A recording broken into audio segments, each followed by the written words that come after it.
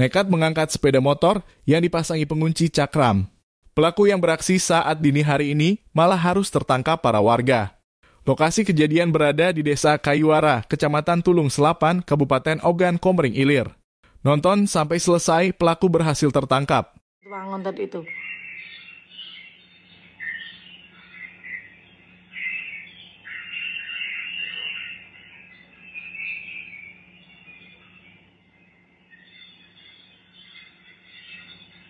Aku tak perlu nak ngawas kamera.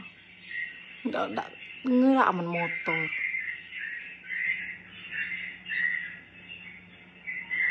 Coba ke CCTV sih kok ini. Mari cincin. Mau dikangkat kan ini.